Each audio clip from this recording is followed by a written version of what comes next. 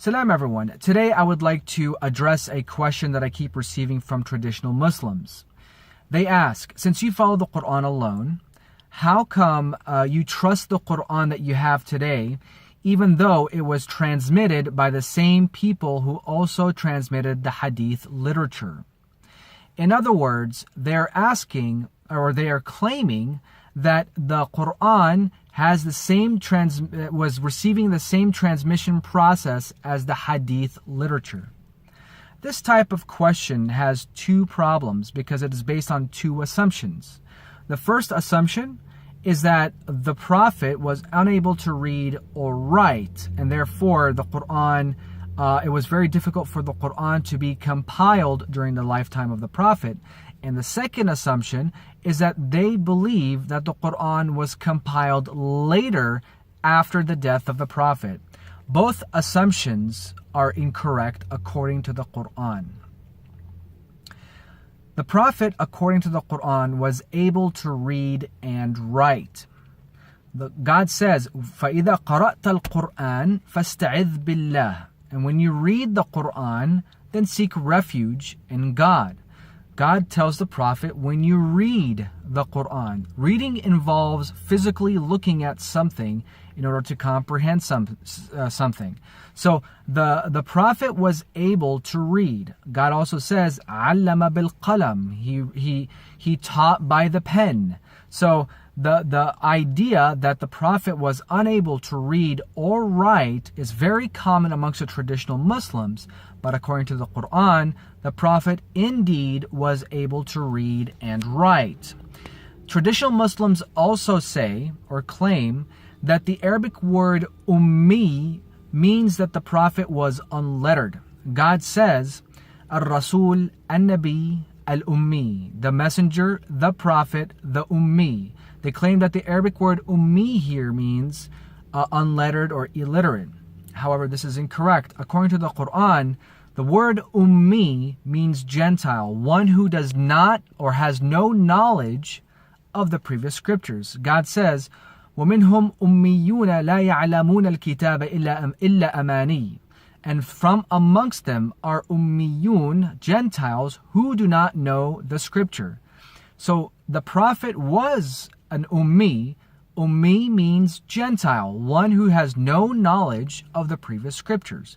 So this idea or assumption of traditional Muslims claiming that the Prophet was an illiterate man, he was unable to read or write, has no Quranic basis whatsoever.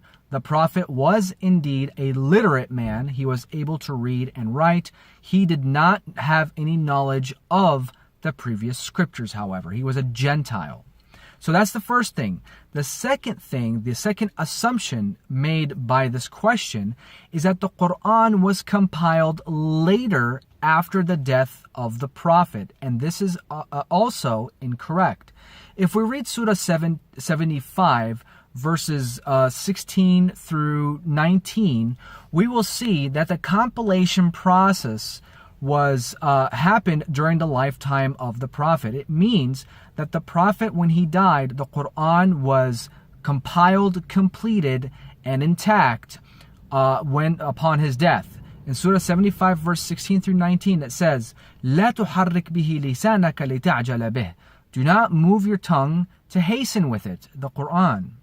إن علينا جمعه وقرآنه. It is for us to compile it, جمعه, to gather it, وقرآنه, and to recite it or to read it.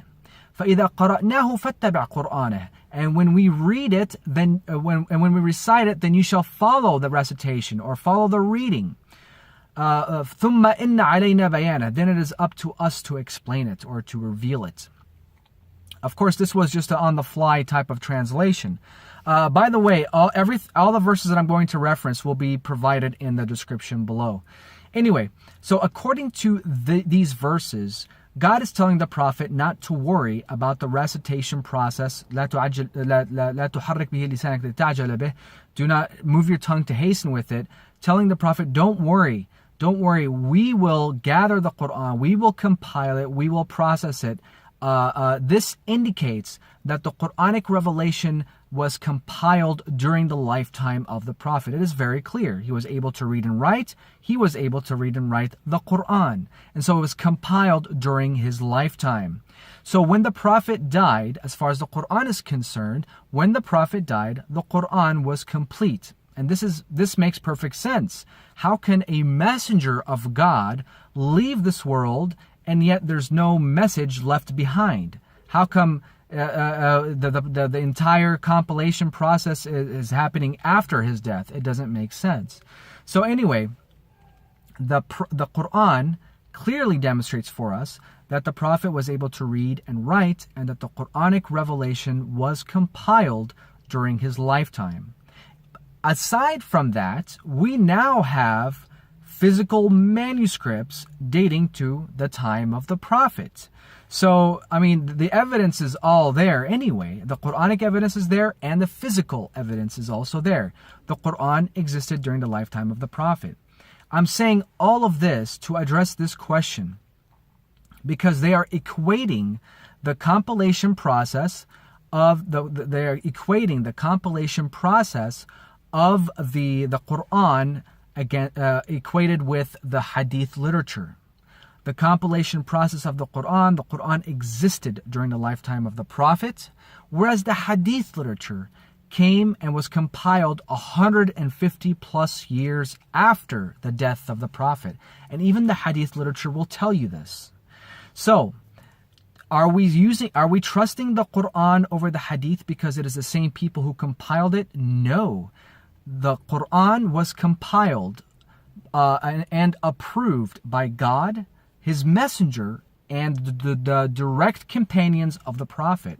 Whereas the Hadith literature was never approved by God, never witnessed by His Messenger, and never witnessed by His companions. The Prophet's companions did not live for 150 plus years after his death. So, as we can see, we cannot say that we are trusting the Hadith over the Quran, even though it was compiled and transmitted by the same people. It was not. It was compiled very differently. The Quran existed during the time of the Prophet. God promised to preserve the Quran. He did not promise to preserve anything else. So all of these points indicate for us that the question in of itself is erroneous, because the Quranic revelation and its compilation process and its transmission process was entirely different than the Hadith literature. Wassalamu alaikum.